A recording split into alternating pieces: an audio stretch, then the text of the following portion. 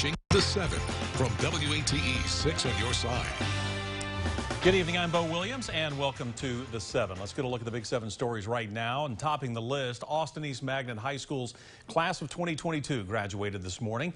Amid the excitement for the well-earned achievement, there were also some somber moments at today's ceremony. 3 students who should have graduated didn't. They were killed in separate shootings last year. We've told you their names and stories before. Stanley Freeman Jr., John Killian Mathis, better known as John John, and Anthony Thompson Jr. All 3 were paid a special tribute at today's graduation.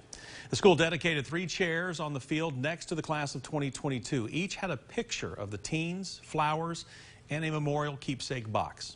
Austin East principal taking a moment of silence, then calling up each of the teens' family members to their memorial chairs. We spoke with a close family friend of Anthony's about what today's tribute meant.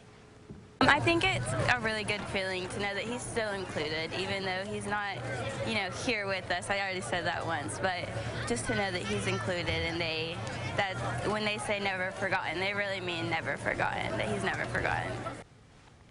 Through the moments and memories, these 3 will always live on with the class of 2022 walking in spirit across the stage. In our next Big 7 story, the TBI tells us that its agents have been called in by the district attorney to investigate a shooting.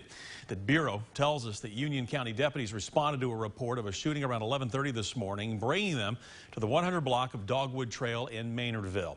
There, deputies found 2 people with gunshot wounds. One, we understand, died at the scene. The second person was taken to a hospital here in Knoxville. We don't know that person's condition right now, and investigators have not released any names or additional details. However, the investigation is active. And 1 person is dead, another hurt after an attempted murder-suicide in Roane County. Officials responding to reports someone had been shot at a residence along Jones Road in the Rockwood community. Deputies say when they got there, they found the victim, 58-year-old Robert Chandler, suffering from a gunshot wound to the abdomen. They also found Robert's wife, Betty Jo Chandler, dead from a gunshot wound. Investigators determined Betty Jo was the suspect in the shooting, saying she reportedly shot Robert before turning the gun on herself. Robert suffered non-life-threatening injuries. The investigation is ongoing tonight. Next on the Big 7, Tennessee's top judges could decide the fate of lawsuits from the cleanup effort after the Kingston fossil plant spill.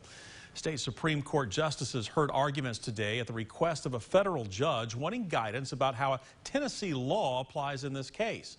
That law lays out how state courts handle lawsuits over exposure to silica, setting out a specific process and a high bar for proof. Attorneys for cleanup contractor Jacobs Engineering say this does apply because coal ash is largely made up of silica. If it does, well, that would largely scuttle the lawsuits. But the plaintiffs' attorneys argue the law does not apply here, in part because they are not suing over the sort of health problems it covers. A federal jury already ruled that Jacobs failed to protect workers at the spill site, but plaintiffs still have to prove they were injured by the ash and to what extent. Of course, we'll keep following this case closely for you. Next on the Big 7, the CEO of Knoxville Area Rescue Ministry says that new thinking and fast action are needed to address Knoxville's growing homeless population. Last night, we told you Knoxville area homeless service providers and outreach workers recently found 1,178 people experiencing homelessness in Knoxville. This is a 50% increase from last year. Bert Rosen calls this a community issue, one that needs to have community nonprofits and other agencies, as well as law enforcement, coming together to come up with a solution.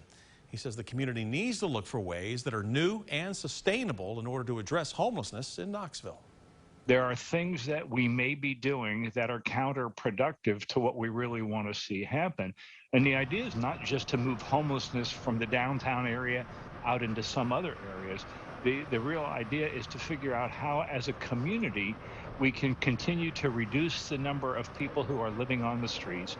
And it's not just affordable housing. It's more rapid access to mental health services, more rapid access to medical services, and so on and so forth. While he calls affordable housing key, Rosen says he believes that new homes will not be built fast enough to help people anytime soon. He says the community has to have something that gets on top of the city's homeless issue now. Next on the Big 7, we're continuing to see an increase in some areas when it comes to reported COVID-19 cases. There are 7 new deaths in the latest report from the Knox County Health Department. This increases the overall death toll to 1,391 since the pandemic began. But we should note, None of those deaths happened in the last 7-day reporting period. Still, new cases and cases per 100,000 residents are trending up, with area hospitals showing 28 positive patients as of Saturday. 447 new cases were reported to the health department in the week covered by this latest report. Something to mention about that number: the health department is no longer separating active versus inactive cases, so we can't say for sure how many of the 447 are experiencing symptoms or are in isolation right now. Next up, as the summer season begins and temperatures increase, so do the chances of children and animals being forgotten inside hot cars. In an effort to prevent more deaths in Tennessee, there is a law called the Good Samaritan Law, which makes it legal for you to respond if you come across a child or animal in distress inside a vehicle. So what should you do if you find a child or animal trapped inside a car? First, call 911. Then check to see if the car is on or if the windows are cracked. If the answer to either one of those questions is no, or really to both those questions, and the person or animal inside is in distress or unresponsive, that's when police say it becomes top priority to get them out.